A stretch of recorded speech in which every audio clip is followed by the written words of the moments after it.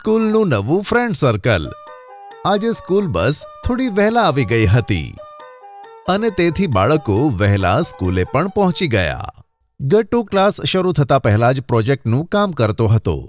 ગટ્ટુ, આ તો શું કરી રહ્યો છે? બંટી, હું પ્રોજેક્ટ લખું છું. અરે, હજુ પત્યું નથી કે શું? બસ હવે છેલ્લું જ બચ્યું છે બંટી. બસ હવે પતેલું જ સમજ.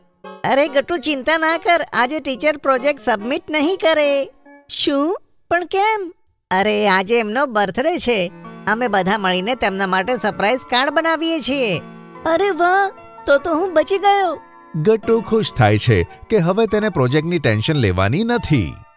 એવામાં ત્યાં ચિંકી આવે છે અને તે ગટ્ટુને કહે છે કે તો હવે ફરીથી તું તારા પ્રોજેક્ટ વિશે ભૂલી જઈશ ને ગટ્ટુ? હું તને દર વખતે વારે ઘડીએ એકની એક વાત કહું છું કે સમયસર પોતાનું કામ પતાવી દેવાનું, પણ તું મારી વાત જ નથી સાંભળતો. જો આજે મેમનો બર્થડે ના હોત તો તારા લીધે તે અમને બધાને વઢ્યા હોત.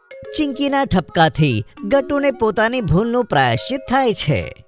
હું સમજી ગયો ચિંકી, આજે હું ગમે તે રીતે આ કામ ખતમ કરી દઈશ અને હવે પછી હું ક્યારે પણ કામને ડીલે નહીં કરું. સોરી ચિંકી. ગુડ, હવેથી ધ્યાન રાખજે ગટ્ટુ. તો ચાલો, હવે મેમ માટે કાર્ડ પણ બનાવવાનું છે અને બોર્ડ ઉપર હેપી બર્થડે પણ લખવાનું છે. ગટ્ટુ અને બીજા મિત્રો કાર્ડ બનાવવામાં લાગી જાય છે.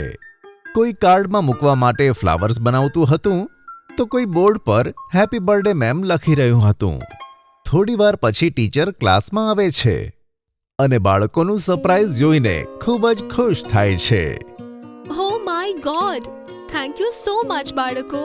તમે લોકોએ કેટલું સરસ ડેકોરેશન કર્યું છે અને આ કાર્ડ પણ ખૂબ સુંદર બન્યું છે ખરેખર. Welcome ma'am. હવે તમે બધા પોતાની સીટ ઉપર જઈને બેસી જાઓ. હું તમારા માટે કેન્ડીઝ લાવી છું. હું તમારી સીટ્સ ઉપર આવીને તમને કેન્ડીઝ આપું છું, ઓકે?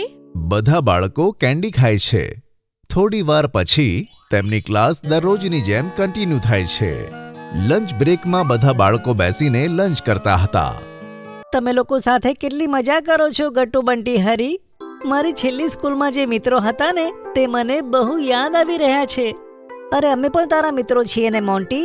તું પણ અમારી સાથે ખૂબ મજા કરજે. શું ખરેખર ગટ્ટુ? હા, સાચે જ મોન્ટી.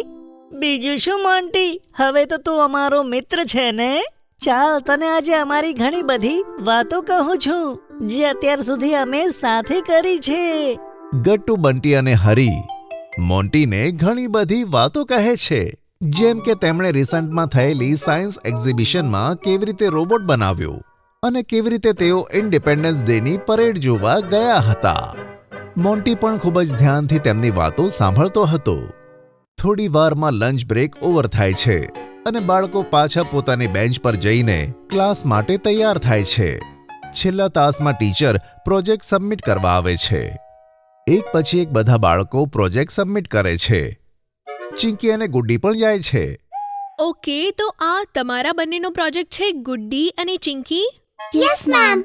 ઓકે, અને ગુડ્ડી, એક દિવસ ક્લાસમાં મેં ટેસ્ટ લીધો હતો. તે દિવસે તું એબ્સેન્ટ હતી ને, તો હવે તું મને કેટલાક ક્વેશ્ચન્સના આન્સર્સ પણ આપ, તો હું તને માર્ક્સ આપી દઈશ, ઓકે? ટીચરની વાત સાંભળી ગુડ્ડી થોડી ડરી જાય છે, કારણ કે તે જલ્દી આન્સર આપવા માટે તૈયાર ન હતી. ટીચર ગુડ્ડીને કેટલાક પ્રશ્નો પૂછે છે. ગુડ્ડીને અમુક જવાબ આવડતા હતા, તો પણ તે જવાબ નહોતી આપી શકતી. પછી ચિંકીએ ગુડ્ડીને ધીમેથી વિસ્પર કરીને જવાબ આપ્યો. ગુડ્ડીએ ટીચરને ચિંકીની મદદથી થોડા આન્સરનો જવાબ આપ્યો. તેથી ગુડ્ડી ટીચરના ઠપકાથી બચી ગઈ. ઓકે, હવે તમે બંને જઈને બેસી જાઓ. તમારો પ્રોજેક્ટ મેં સબમિટ કરી લીધો છે. પછી ગુડ્ડી અને ચિંકી પોતપોતાની સીટ પર બેસી જાય છે. ગુડ્ડીને હવે લાગવા લાગે છે કે ચિંકી તેની સાચી મિત્ર છે, કારણ કે ગુસ્સે હોવા છતાં પણ તેણે તેની મદદ કરી. સ્કૂલ પત્યા પછી ગુડ્ડી ચિંકીની પાસે જાય છે. ત્યાં બીજા મિત્રો પણ હતા. ચિંકી, સોરી, મેં તારી જોડે આટલો ઝઘડો કર્યો. ચિંકી સાથે બધા હેરાન થઈ જાય છે કે ગુડ્ડી સામેથી આવીને સોરી કહી રહી છે. કોઈ વાંધો નહીં ગુડ્ડી, મેં પણ તો તારી સાથે ઝઘડો કર્યો. હું પણ સોરી. ચલો, હવે પાછી તમારા બંને વચ્ચે મિત્રતા થઈ ગઈ, તો કેમ નહીં આને સેલિબ્રેટ કરીએ? અચ્છા, પણ તે કેવી રીતે?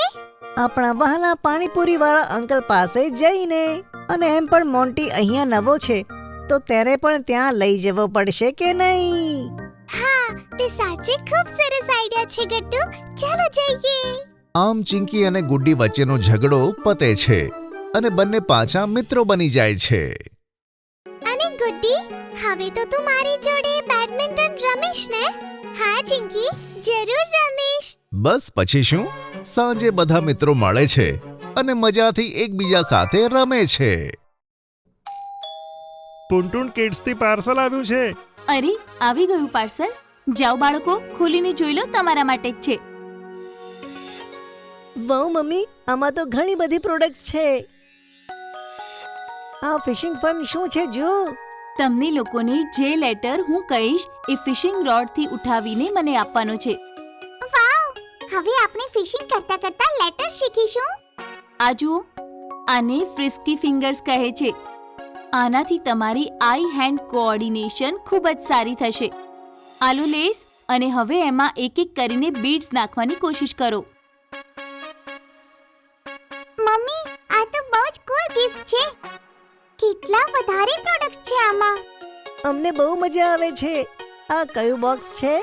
આ પુન્ટુન કિડ્સનું લર્નિંગ બોક્સ છે જે અમે લઈને આવ્યા છે નર્સરી, જુનિયર કેજી અને સિનિયર કેજીના બાળકો માટે. જો તમારે પણ આ બોક્સ ઓર્ડર કરવું છે તો ડિસ્ક્રિપ્શનમાં આપેલ લિંક ઉપર ક્લિક કરો અથવા નીચે આપેલા નંબર પર વોટ્સએપ અથવા કોલ કરો. હવે તમે પણ અમારા મનપસંદ ટોયસ ઓર્ડર કરી શકો છો www.puntunkids.com થી. Link is in the description. જો તમને અમારી વાર્તા ગમી હોય તો પુન્ટુન કિડ્સને લાઈક, શેર અને સબસ્ક્રાઇબ કરજો.